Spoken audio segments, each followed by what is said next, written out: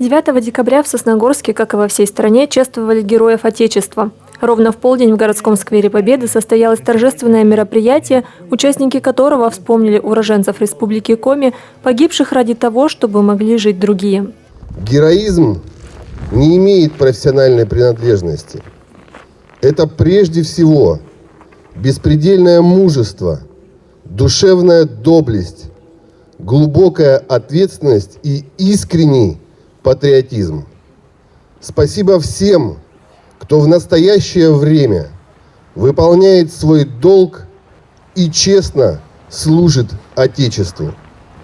Искренние слова признательности нашим землякам, чьи подвиги на полях сражений или заслуженные успехи, выдающиеся заслуги в мирное время удостоены высших наград.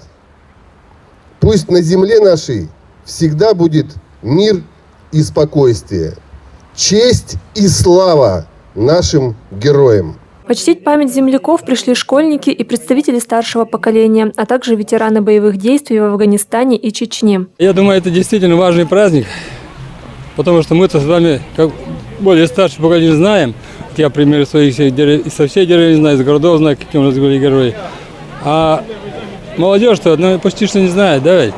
Поэтому это очень важное мероприятие, чтобы вырастить патриотическое поколение. Для молодого поколения, конечно. Мы уже пожилое поколение, но все равно чтим память ребят, которые сейчас, особенно на Украине, отдают свой долг, понимаем это. Хотели бы сами пойти, но возраст не позволяет уже. Молодцы ребята. Совершенно верно. Слава Богу, что этот праздник возродился, становится традицией. И дай Бог, чтобы и дальше так было. Во время мероприятия прозвучала информация о наших земляках, жителях Республики Коми, которым звание Героя России было присвоено уже посмертно. Их память собравшиеся почтили минутой молчания. Старший сержант милиции, взрывотехник Бугаев Виталий Анатольевич, житель города Воркута. Участвовал в контртеррористической операции на территории Северо-Кавказского региона России. При разминировании железнодорожного моста через реку Аргун вступил в бой с террористами. Получив тяжелое ранение, Виталий попытался подорвать себя гранатой, но был расстрелян в упор боевиками. Это мероприятие патриотическое. Оно связано с нашими героями, с нашими нашим прошлым, которое мы должны помнить и всегда помнить его, передавать другим поколениям и помогать держать всю эту веру в лучшее, несмотря на ситуацию в нашем мире. Нашими земляками, которые жили в нашей республике Коми, которые отдали свою жизнь за ближних. По окончании мероприятия его участники возложили цветы к подножию памятной стелы. Полина Востракова, Андрей Калиничев, Павел Дурников. Вести Тимана, Сосногорск.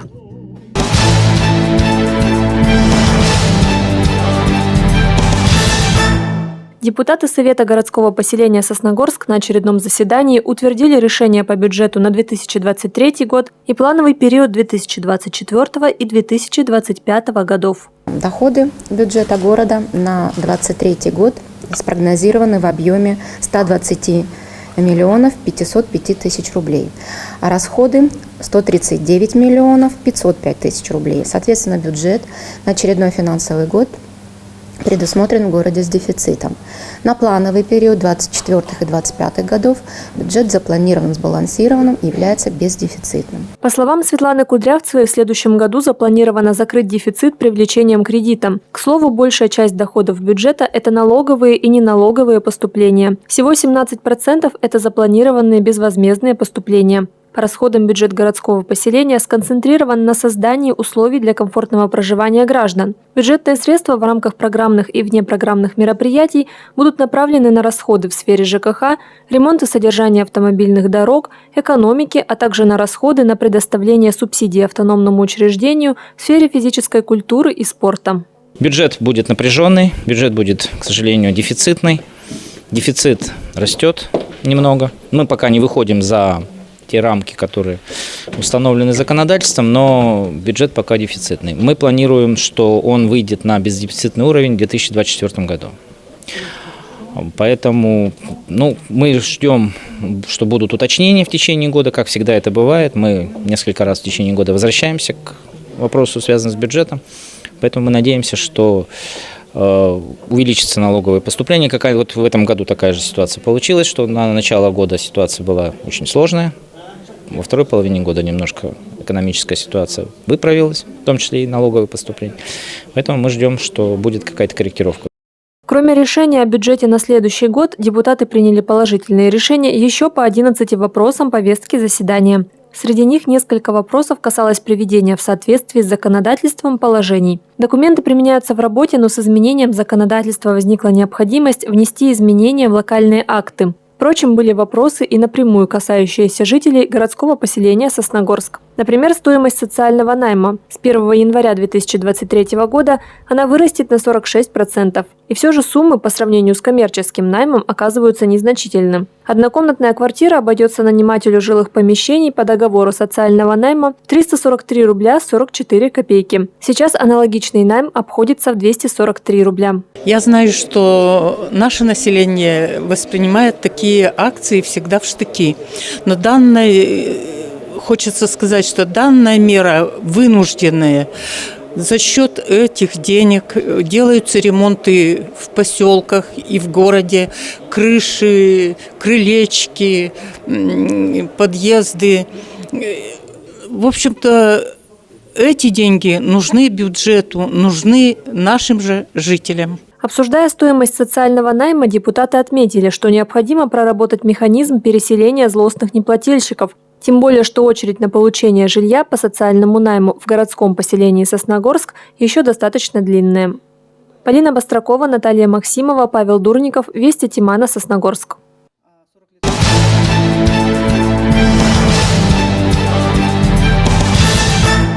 Сосногорские волонтеры отметили профессиональный праздник – День добровольца. В нашем районе действует около 10 объединений различной направленности – от военной патриотики до адресной помощи населению. Их участники – люди самых разных возрастов и занятий – от школьников до пенсионеров. Волонтеров объединяет одно – желание помогать, идущее от сердца. Ни одна акция, ни одно мероприятие без них не обходится. То есть даже если взять сейчас нынешнюю ситуацию, когда мы оказываем адресную помощь семьям мобилизованных, самим мобилизованных, да, то есть это очень трудоемкая такая кропотливая работа, начиная элементарно от того, чтобы собрать эту посылку, ну и просто чисто физически кто-то должен сходить и отнести, например, какую-то гуманитарную помощь.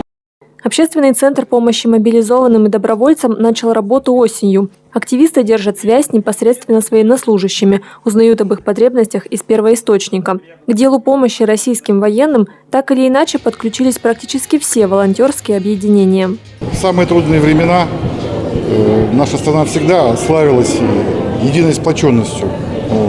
И если какая-то возникает проблема, то, что называется, помогали всем миром, несмотря ни на что.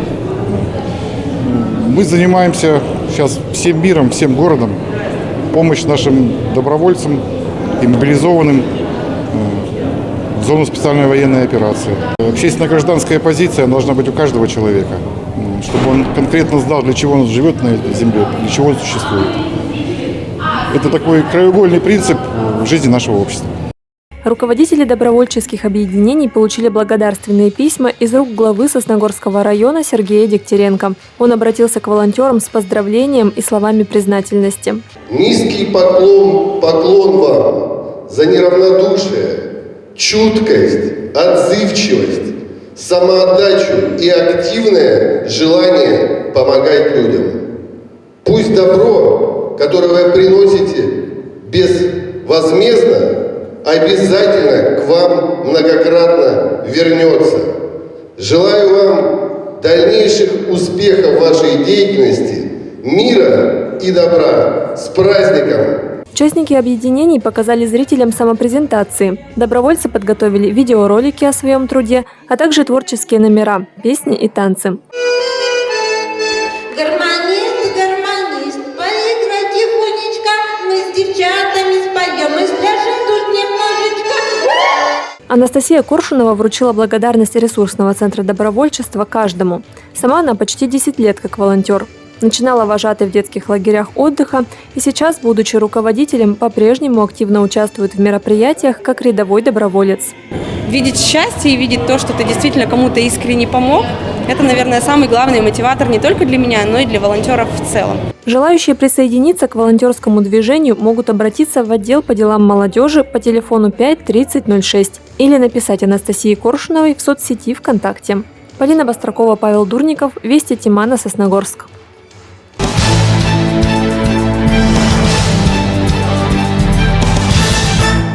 Команда Сосногорска приняла участие в республиканском конкурсе «Квизе. Твой цифровой след» среди учеников 8-11 классов. Мероприятие состоялось впервые и проходило в онлайн-формате. Организаторами выступили Коми Республиканский институт развития образования и региональный центр информационных технологий. Конкурс имеет тему – это информационная безопасность. То есть все, что связано с персональными данными, защитой персональных данных, сегодня будет посвящен конкурс именно этому. Я думаю, что будет очень полезно и ребятам узнать о защите персональных данных, и потом они будут это применять у себя на практике. Я думаю, будет интересно. В сосногорской команде были ученики всех городских школ и гимназий. Десятиклассник Яков Чеблуков увлекается 3D-моделированием и программированием, связывает будущее с этой профессией. К конкурсу он подготовился. Прошел несколько тестов на специальных сайтах для подготовки как раз к этому мероприятию, и также нас готовил наш учитель информатики Олег Петрович. Я бы не сказал, что тесты прям сложные, потому что это все-таки базы для безопасности в интернете для нашего времени.